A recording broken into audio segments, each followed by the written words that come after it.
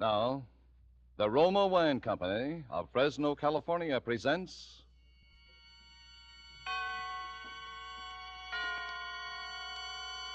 Suspense.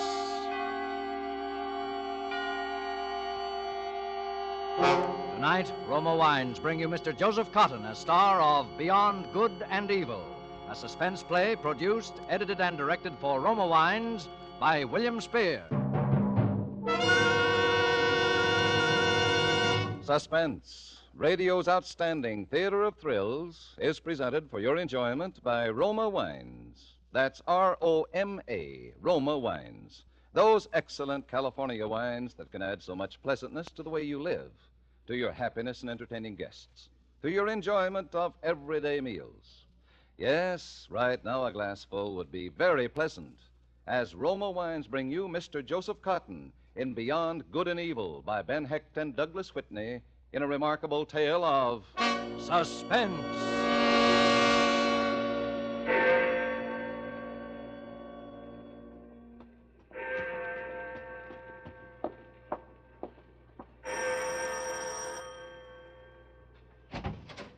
Why, Dr. Pierce, good evening. Good evening, Mary. Is Dr. McKillop still awake? Oh, yes. We don't put him to bed until 8 or later. Is evening service over already? For shame, Mary. A parson's housekeeper. And you forget we don't hold service on Wednesdays? Why, it slipped my mind it was Wednesday, sir. Of course you've come to read to Dr. McKillop. He'll be so pleased. There's so little I can do. If he were able to let us know in some way. I can tell by his eyes, sir. Whenever you're here, they fairly glow. Well, I suppose that helpless as he is, not able to speak or even write, my visits are at least a diversion. You? You're more than a diversion, sir. You're his hope, if I might say so. No, Mary. The Lord is his hope. Oh, yes, sir. The Lord struck him down with paralysis, and in time the Lord will surely free him from it. Where is the doctor? In his study, sir. We leave him there until bedtime. Very well, I'll go in for an hour or so. Stay as long as you like, Dr. Pierce. We won't disturb you. Dr. McKillop, it's Dr. Pierce come to read to you. Good evening, Dr. McKillop. Good evening. Good evening, good evening. You're a most satisfying companion, McKillop. You hang on my every word and you never talk back. Never but once. And after tonight you won't get the chance, so speak up, Doctor, why don't you? No? Oh, of course, the cat's got your tongue. Well, I'll turn up the lights a bit so I can at least bask in your baleful stare. Yeah, that's better, much better. Yes, tonight is your last chance, McKillop. Tonight is the consummation, the grand finale, the end, Act 3 curtain on a great play about death, redemption, about good and evil. And I won't shrink from your eyes tonight, McKillop. Your eyes can't kill. But I can kill. I have the mind and the will and the hands. I've killed one man, you know that. And tonight I'm going to kill again. No reading from the good book tonight, Doctor. No more metaphysics now. I'm going to tell you a story. Much of it is ancient history to you, but I think there's enough new to hold your interest. I know it'll hold my interest because I enjoy talking about myself. Well, you already know I killed a man. You know who he was. And you even know who I was before I became Dr. Howard Pierce, pastor of this good and godly community. At least you know the name, Philip Gentry. But you never knew the soul of Philip Gentry, Doctor. The contempt, the sum of evil that was in me the night it all began. That was 3 months ago, a stormy night, as you remember. And where was I? I was crouching in a swamp with a man named Mac, because we had just escaped from prison, hiding like an animal in a deep mud and ooze, alien from the whole human race. Gentry, where you going? To the highway, fool. We have to get out of this mud and make time. But Pete's back there in the swamp. You can't leave him. Why not? We gotta all stick together. He'll die back there. Listen, we took equal chances when we made this break. I'm not taking extra chances for anyone. But make time before daylight and before the rain stops. They'll bring out dogs in the morning. Dogs? Okay, you're the boss. There's the highway now, beyond the fence. Okay, so what do we do now? Where do we go? We split up. Split? But Gentry, shouldn't we stick together? We split up. I go my way, you go yours. I'll meet you in Chicago later. At Tony's place? At Tony's place. In 2 or 3 weeks, when the manhunt cools off. Okay, we'll make a great team, you and me. We'll make them suckers scream. Chicago. And then maybe South America. All right, Mac, save the dreaming for later. Right now, you get moving. Now go on, fast.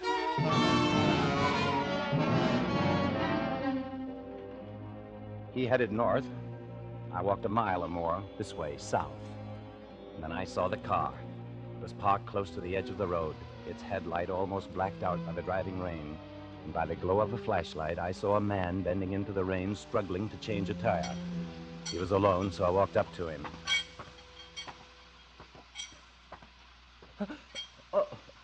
You startled me. I didn't expect to see anyone out so late. You picked a bad night for a flat. Yes, it's the second today. I'm going to be awfully late. Here, let me... Oh, no, but if you'd hold the light. Sure. Come a long way? Yeah, from Detroit. I'm on my way to Carlton. I was supposed to get there this afternoon. That your home, Carlton? Well, it will be. I'm the new minister there. My name's Pierce. Oh, of course. I didn't notice you were a preacher. Do you know Carlton? Well, pretty well. I'm taking over for old Dr. McKillop at Grace Church. Oh, yeah, I've heard of him. He's been in bad health, so I'm taking his place. This bolt is stubborn. I can't seem to get it. Here, let me try. No, I'll manage if I can just... Give me the wrench. No, really, just hold the light. I said give me the wrench. Well, all right, it's awfully good of you, but... Oh, wait, what are you doing? I need your car, Dr. Pierce. You're going to be even later than you thought. Oh, no, please, don't hit me. No, help!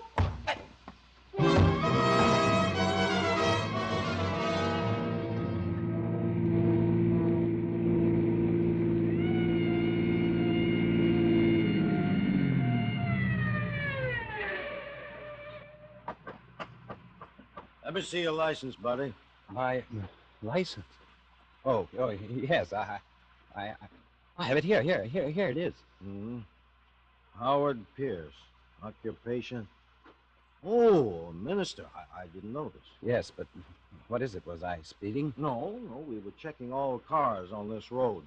There was a break at the state pen. 3 men. They might come this way. Oh, I see. Oh, but I won't hold you any longer, Reverend. You're going far? No, to Carlton. Oh, now I get it. Well, imagine me not catching on right away. Catching on? Sure. You must be the new preacher for Grace Church, taking Dr. McKillop's place. Why, yes, I am. You're going to the parsonage now? I was, but... Well, I'm going thought... into headquarters now, and I have to go right by Dr. McKillop's house. You follow me. Oh, I couldn't impose it. Oh, it's not out of my way at all. Not more than a block. I'll go slow so you can't lose me, huh? Okay? Well, all right. Ah, that's the ticket. Really tickle old Dr. McKillop to have you delivered right to his door. Say, I bet you never counted on this kind of reception in Carlton, Reverend Pierce.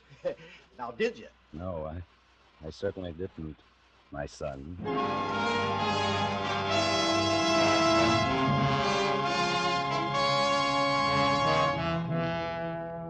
For Suspense, Roma Wines are bringing you as star Mr. Joseph Cotton in Beyond Good and Evil by Ben Hecht and Douglas Whitney. Roma Wines' presentation tonight in radio's outstanding theater of thrills, Suspense.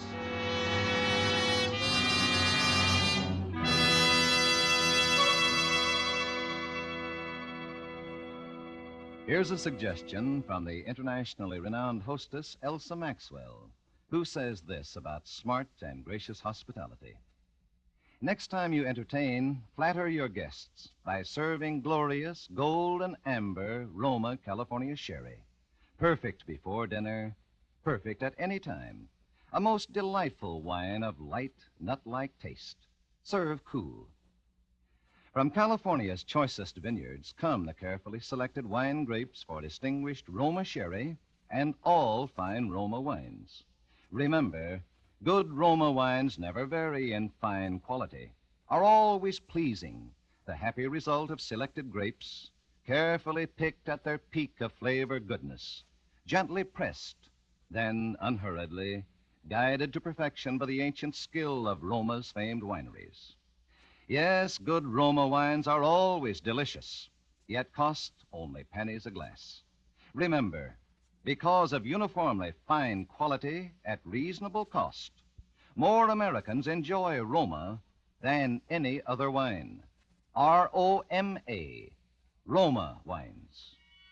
And now, Roma Wines bring back to our Hollywood soundstage Joseph Cotton as Philip Gentry in Beyond Good and Evil, a play well calculated to keep you in suspense.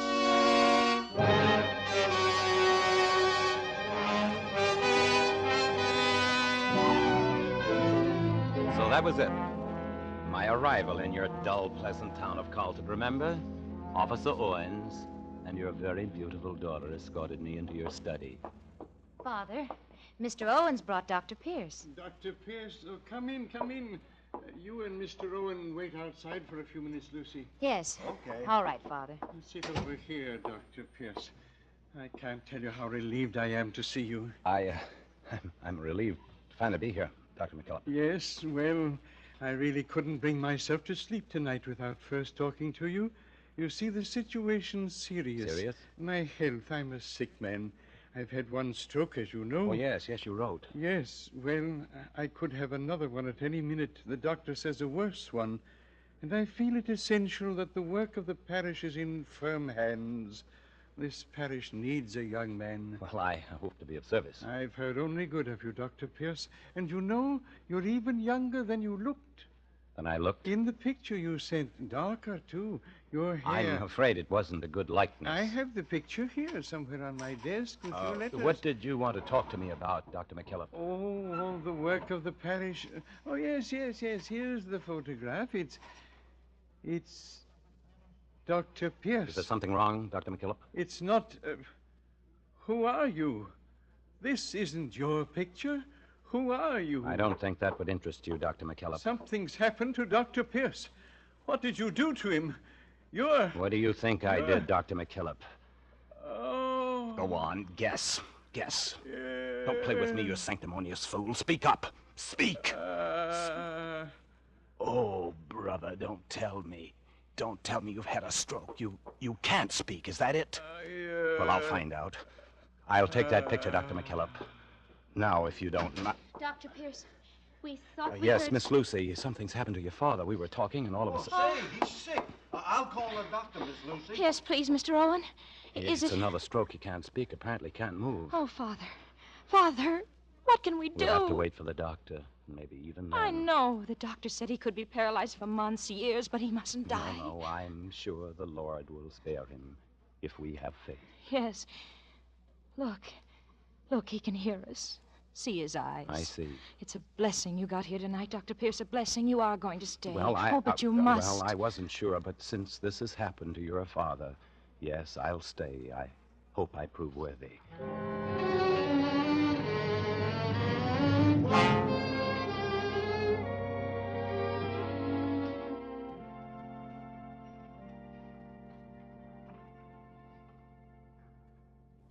Dear friends, you may wonder that I chose this subject for my first sermon to you, the agony of the thief. It is no wonder, for as I spoke to you of such a man, a thief beaten, outcast, and alone, I spoke at the same time of each of us, from the mighty to the fallen, of that substance which we all share, our human dignity as beings made in the image of God. Remember the agony of our Lord, who shared by two thieves, crucified beside him, that he might be numbered among the transgressors. And remember his words to one, "Verily I say unto thee, today shalt thou be with me in paradise." We will sing hymn 426, O God, our help in ages past.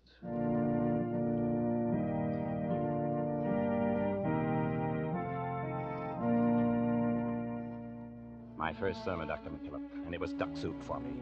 You couldn't understand how such a thing could be done without faith. Well, you didn't know I'd been a lawyer. I've done a lot without Faith McKillop. It doesn't take such a holy man to care for your sheep. From the first day until now, I've been the ideal parson, even the day I got that call from young Hubbard. Yes, I played the part. Oh, I forget that this is all news to you. You didn't know about that, about the conversation I had with young Hubbard in the study of the church. Dr. Pierce? Yeah? I missed your first service Sunday, Doctor. I thought I ought to pay you a call. Well, I'm glad you did. Sit down. Oh, thank you. My name's Hubbard. I work at the bank, First National. I'm chief teller. That's a very responsible job for a young man. Oh, I don't know. I suppose it is, but, well, I don't have much more responsibility than the other tellers, except at the end of the month. Then it's a strain. The end of the month? Well, sure. Well, that's when Well, you know, I've never told anyone about this, so even with you... Oh, Mr. Hubbard, it's confidential. Oh, naturally, not so far as you're concerned, Dr. Pierce. You see, the 30th of the month, we move all our deposits to the Federal Reserve Bank. $50,000 or more. Well, you can see how I wouldn't want some people to know that. You mean you take the deposits alone? Oh, no, that'd be even worse than it is. There's an armored truck comes to take the money. Comes by around 9:30 at night. But I'm alone in the bank until it gets there. Well, sometimes when I'm sitting there at my desk, I think how easy it would be. All someone would have to do is shoot me through the glass door. You see what I mean?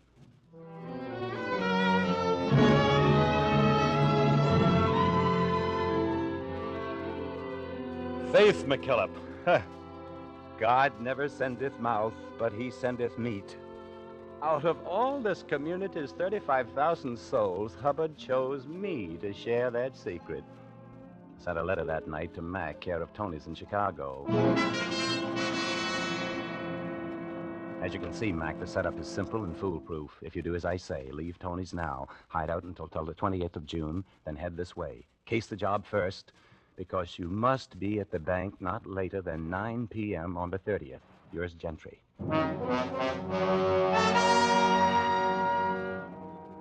That meant 2 months to wait. 2 months until the death of young Hubbard.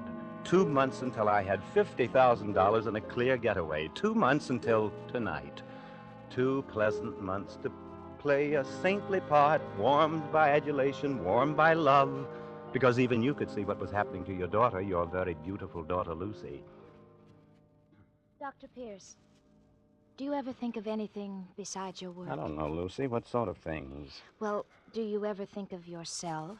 Of a full life for yourself? Why, of course. That's why I work. My work gives me a full life. You don't know what I mean. Yes, I think I do. You see, I have to tell you, even if you don't want to hear. Lucy, my dear. I have to tell you that I love you, Howard. I know I can't expect that to mean much to you. It means a great deal. Not enough. Lucy, dear, you told me once that you were engaged to someone. Yes, I'm supposed to be. Tom's all right, but he's little and unimportant and afraid. He's afraid to dare anything, to do anything. He's meek. The meek shall inherit the earth. You don't believe that, Howard Pierce. Even if you are a parson, you don't believe it. What do I believe, Lucy? I don't know exactly. But when I first saw you, I knew that you were like me. You have boldness and strength. You have an inward feeling about life.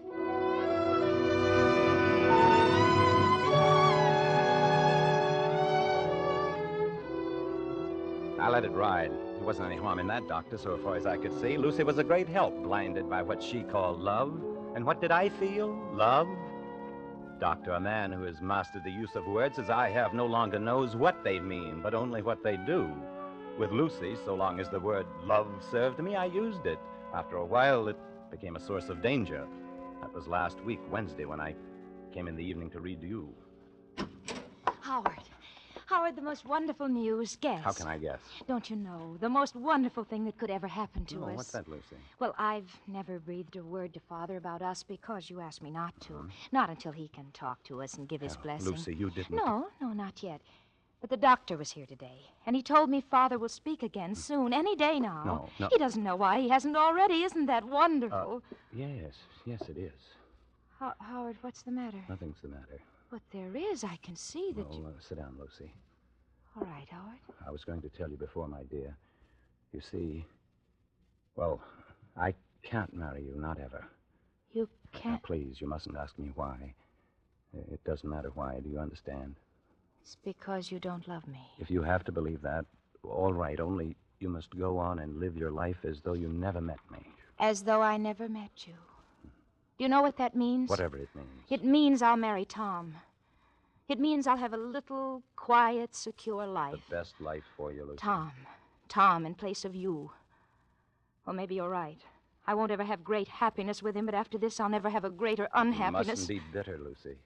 If you hadn't known me, you would have married your Tom, and you would have loved him. All right. All right, I will marry him. I'll marry him this week in church, and you'll perform the service, Howard. You'll be the one to make me Mrs. Tom Hubbard. Who did you say? Tom Hubbard. I'll be a banker's wife. I never knew his name before. Well, no matter what you think, Lucy, I'm sure you'll be happy.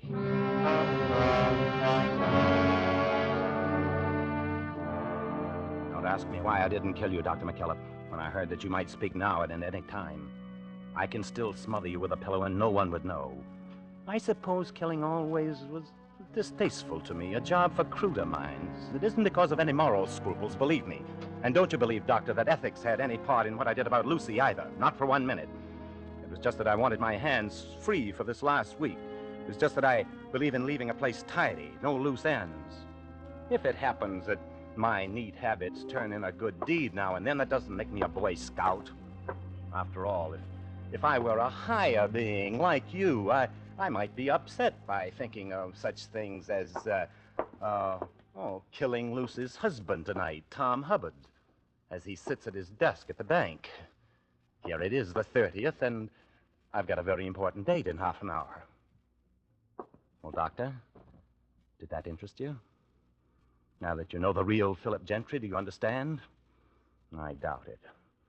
I doubt if you, with your good book and your hymnal, your years of tending the good sheep in the rich green pastures here, could ever understand 1/10 of what a man like me feels and is. It doesn't matter. I don't need your understanding. Good night, Doctor, and sleep well. Good night, Dr. Pierce. Will you drop in tomorrow? Tomorrow? Well, we'll see about tomorrow. We'll see.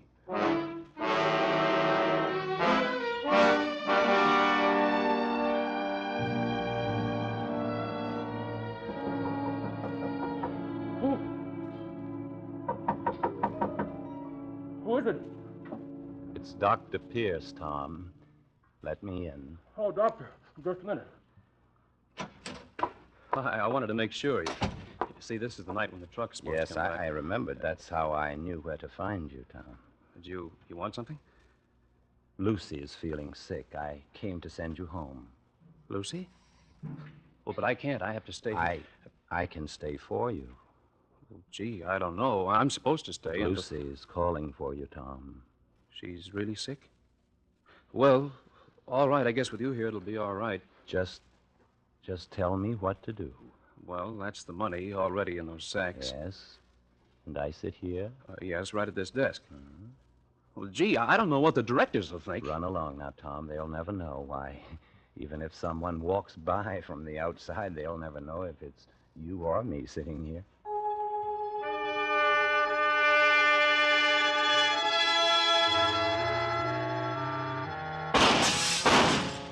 There. That got him right through the head. Now, he ought to have that money already, right near him. Mac. Huh? What? Who's there? Mac. Come here, Mac. Gentry. Yes. It's Gentry, Mac. What? Something screwy here. You said in your letter... I know. I didn't have a chance to tell you. The plans were changed, Mac. Gentry. Honest, Gentry, I didn't mean to... I know. You'd better go. I'm dying, Mac. Nah, I ain't gonna leave you here. What do you think I am? Yes, you are. They won't get me, Mac. I'm dying. You go on now. Only you won't be able to take the money. Huh? The plan is all changed. Okay, that don't matter. The dough... Remember me when thou comest into thy kingdom. What? What are you talking about? That's from the Bible, Mac. You wouldn't know it, I guess. It's from the Bible. It was said by a thief.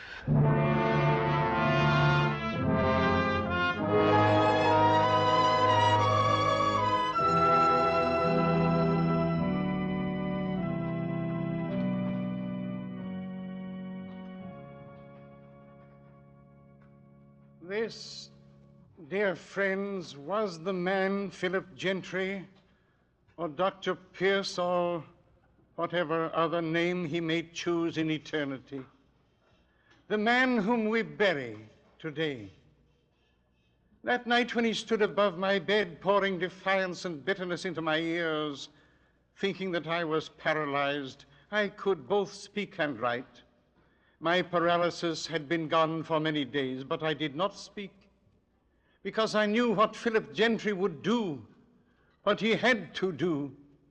I knew what he denied, that to accomplish work as he had in God's vineyard, a man must have faith, even though he denied that faith. That is why, in spite of all, he protected my daughter's happiness. That is why he could not kill me. For the work he did here had molded him, in spite of himself, into a man who was truly a servant of God. To such a man, our Lord would say, "Verily, I say unto you, today shalt thou be with me in paradise."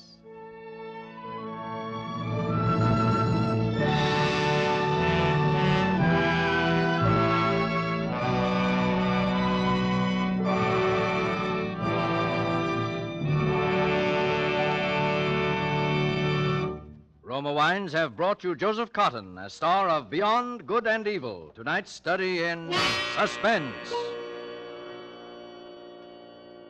This is Truman Bradley for Roma Wines, the sponsor of Suspense.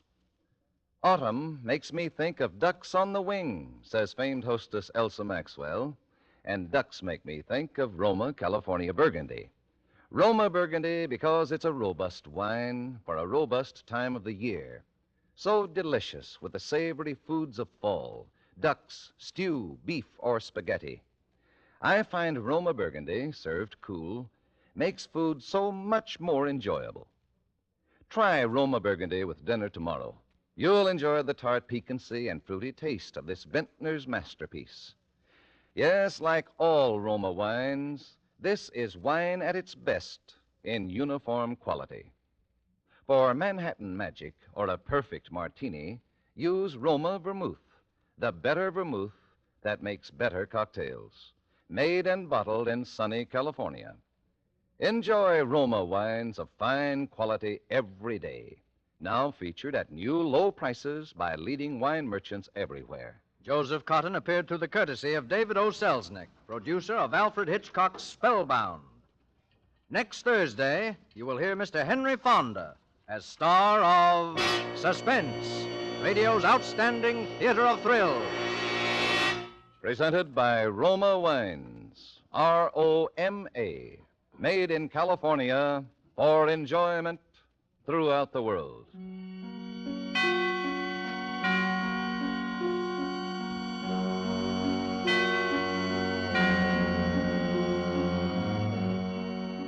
This is CBS, the Columbia Broadcasting System.